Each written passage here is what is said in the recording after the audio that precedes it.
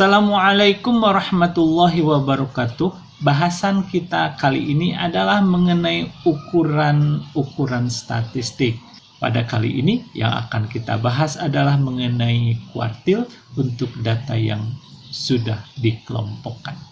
Perhatikan contoh berikut ini. Berdasarkan penelitian diperoleh data jumlah jam belajar mahasiswa dalam seminggu sebagai berikut. Datanya sudah ditampilkan dalam bentuk tabel distribusi frekuensi. Ada 5 buah kelas interval di sana. Dari mulai kelas interval 6 sampai dengan 10, frekuensinya 3, 11 sampai 15, frekuensinya 8, sampai dengan 26 sampai 30, frekuensinya 12. Tentukan nilai terendah untuk 25% mahasiswa dengan jam belajar tertinggi. Apa yang harus selalu diingat jika mendengar kata 25% dari kelompok data tersebut? Nah, secara grafis kalau kita gambarkan, data sudah kita susun dari yang paling minimal ke yang paling maksimal, dan yang ditanyakan di soal adalah 25% di kelompok atas. Jadi batasnya seperti ini. Inilah 25% untuk mahasiswa dengan jumlah jam belajar tertinggi. Kalau ini ada 25%, kemudian kita perhatikan bagian lain, dan kita juga akan bagi menjadi 3 bagian lagi, atau seluruhnya menjadi 4 bagian, maka semuanya akan menjadi 25%. Kuartil adalah ukuran statistik yang membagi data menjadi 4 bagian sama besar. Jadi pertanyaan ini akan dijawab dengan jawaban ataupun mencari nilai kuartil. Kuartil mana? Ya, karena kita pada dasarnya memiliki 3 buah kuartil, berarti yang akan kita fokus di bagian paling kanan ini atau di titik ini, inilah yang kita cari, yaitu kuartil ketiga. Jadi dari sebelah kiri itu akan ada 75% data pada urutan yang lebih rendah. Bagaimana rumus kuartil untuk data yang sudah berkelompok? Ini rumusnya, KI sama dengan B plus P kali I per 4 kali N min F besar dibagi F kecil, di mana I adalah 1, 2, dan 3.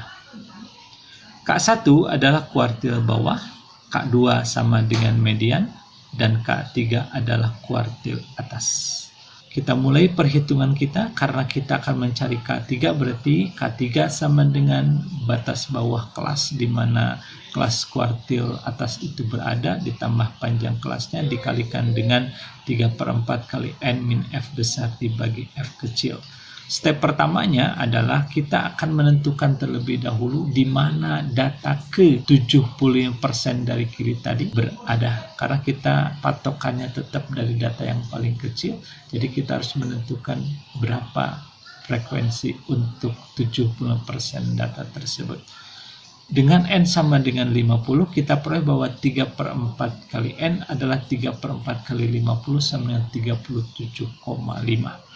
Bagaimana kita menentukannya? Kita harus membuat kolom bantuan berupa frekuensi kumulatif, dan kita nanti akan menjumlahkan frekuensi-frekuensi yang ada. Di kelas pertama kumulatifnya 3. Kelas kedua berarti 3 ditambah 8 sama dengan 11. Belum sampai ke 37,5, kita lanjutkan. Kumulatif di kelas ketiga adalah 23, juga belum sampai ke 37,5. Kelas keempat kumulatifnya adalah 38. Jadi frekuensi 37,5 akan ada di kelas keempat ini. Dengan demikian, maka kelas interval di mana kuartil atas atau K3 berada, itu ada di kelas interval 21 sampai dengan 25. Dengan demikian rumusnya kita sudah rubah 3/4 kali 50N, ya. Step kedua adalah kita harus menghitung nilai B, yaitu batas bawah. Batas bawah siapa? Batas bawah kelas interval di mana kuartil atas atau K3 tersebut berada. Ingat tadi kelas intervalnya adalah 21 sampai dengan 25. Nah, dari kelas interval 21 sampai 25 tersebut terlihat bahwa ujung bawah kelas itu 21. Dan karena satuan pengukuran terkecil data pada tabel distribusi frekuensi tersebut adalah 1 atau satuan, maka diperoleh nilai batas bawah kelas itu adalah B sama dengan ujung bawah dikurangi setengah kali SPT sama dengan 21 kurangi setengah kali 1 sama dengan 21 dikurangi 0,5 atau sama dengan 20,5. Dengan demikian, batas bawah kelas di mana kuartil atas atau K3 berada adalah 20,5. Dan demikian kita gantikan B-nya menjadi 20,5 di rumus yang di atas. Step ketiga adalah kita menghitung nilai P atau panjang kelas. Panjang kelas siapa? Panjang kelas di mana kuartil atas atau K3 tersebut berada. Ingat, panjang kelas itu rumusnya adalah selisih positif dua ujung bawah kelas yang berurutan. Ujung bawahnya saya kurung karena boleh jadi kita juga dimungkinkan untuk menggunakan ujung atas. Kalau kelas interval di mana kuartil atas itu berada adalah 21 sampai dengan 25 dan kelas berikutnya adalah 26 sampai 30, maka yang kita buat adalah selisih dari 21 dengan 26, maka panjang kelasnya adalah 5. Demikian panjang kelas yang kita replace dengan angka 5. Step keempat adalah kita menghitung nilai F besar. Apa itu F besar? F besar yaitu jumlah frekuensi dari seluruh kelas interval yang titik tengahnya lebih kecil dari titik tengah kelas interval di mana kuartil atas atau K3 berada. Di mana K3 berada? Di kelas keempat. Berarti kelas interval yang titik tengahnya lebih kecil adalah 16 sampai 20, 11 sampai 15, dan 6 sampai 10. Berdasarkan nilai frekuensi yang ada dalam tabel, maka diperoleh F besar sama dengan 3 plus 8 plus 12 sama dengan 23. Maka sekarang F besarnya kita rubah menjadi 23. Step kelima adalah kita menentukan nilai F kecil, yaitu jumlah frekuensi pada kelas interval di mana kuartil atas atau K3 berada. Ingat bahwa kuartil atas kita ada di interval 21 sampai dengan 25. Dari tabel kita peroleh bahwa frekuensinya adalah 15. Dengan demikian kita replace F kecilnya dengan 15. Maka dengan demikian seluruh nilai sudah kita peroleh dan kita sekarang menginjak ke step 6. Kita selesaikan perhitungan untuk nilai-nilai yang sudah ada. K3 sama dengan 20,5 plus 5 kali 3 per 4 kali 50 dikurangi 23 per 15. Atau sama dengan 20,5 plus 5 kali 37,5 dikurangi 23 per 15 atau sama dengan 20,5 plus 5 kali 14,5 per 15 atau sama dengan 20,5 plus 5 kali 0,9667 atau sama dengan 20,5 plus 4,8333 dan hasil akhirnya adalah K3 sama dengan 25,333. Kemudian dapat kita simpulkan bahwa nilai kuartil atas atau K3 untuk jumlah jam belajar mahasiswa yang sudah disajikan dalam tabel distribusi frekuensi tersebut adalah 25,333. Dengan demikian dapat disimpulkan bahwa batas terendah untuk 25% mahasiswa yang berada pada jumlah jam belajar tertinggi adalah 25,333 jam. Nah, teman-teman, ada hal yang menarik. Coba perhatikan sekarang. Ini nilainya adalah 25,333. Interval yang kita punya tadi adalah 21 sampai 25. Apakah ini diperbolehkan?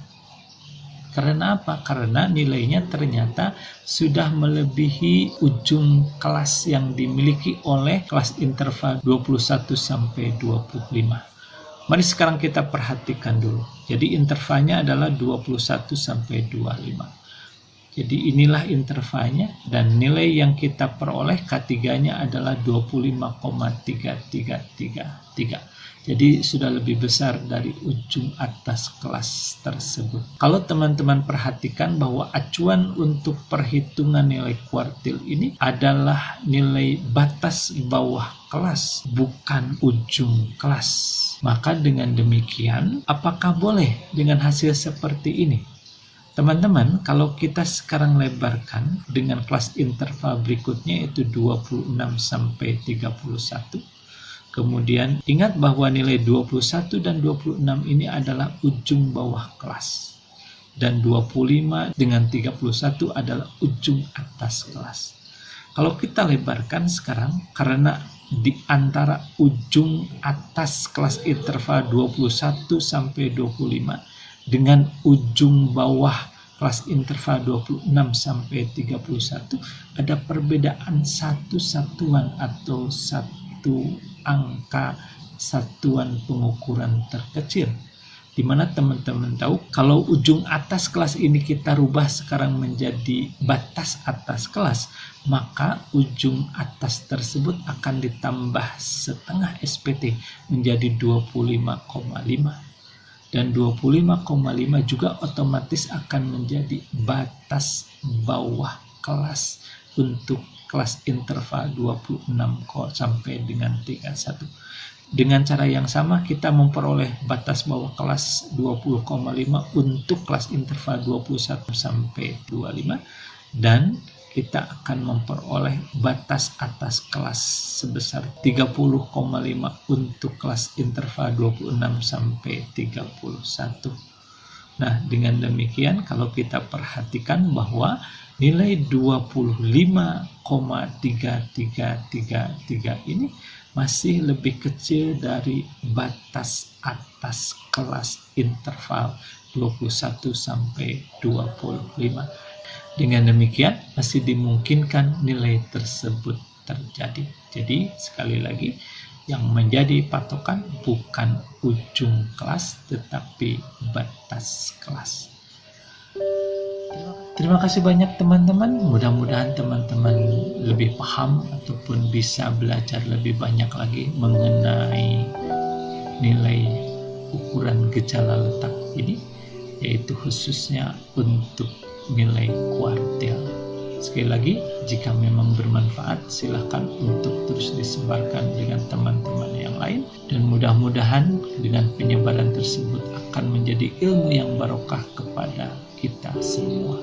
Terima kasih banyak. Wassalamualaikum warahmatullahi wabarakatuh.